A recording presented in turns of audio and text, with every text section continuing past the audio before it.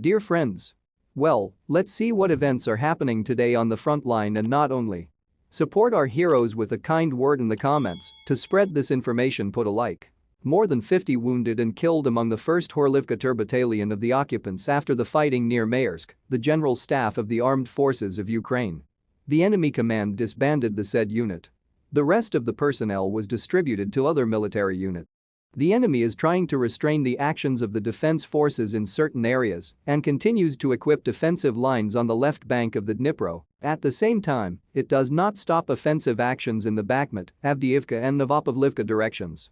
Over the past day, Ukrainian troops repelled attacks of Russian occupants in the areas of Belohorivka, Kurdyumivka, Novokhalinov, Vizly, Avdiivka, Pervomaisk, Vodian, Novomykhailivka and Voromivka in Donetsk region. Aviation of the Ukrainian Defense Forces and missile troops with artillery struck .20 concentrations of personnel, weapons and military equipment, 3 positions of anti-aircraft missile systems, the station of electronic warfare and ammunition of the occupiers.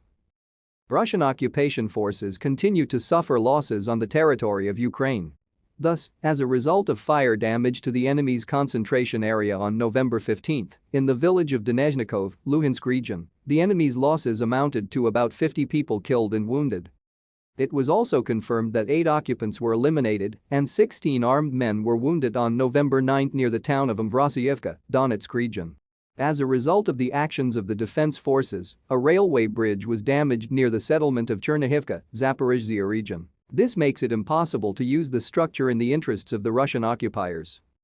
Successful fire was confirmed at the location of enemy personnel on November 15 near the settlements of Skatovsk, Novomykhailivka and Novomayachka. Aviation of the Ukrainian Defense Forces conducted 2 strikes on the enemy during the day. 2 positions of the enemy's anti-aircraft missile systems were hit. Soldiers of the missile troops and artillery hit 2 control points, 3 areas of concentration of manpower, weapons and military equipment, and 2 ammunition of the Russian occupiers over the current day. Ukrainian armed forces took under fire control 3 main logistics routes to Crimea. According to the General Staff, Russians will have to transport shells for 8,120 kilometers by trucks. And this will significantly affect the supply of the coastal group. This is the news known for today. Friends, leave your opinion in the comments.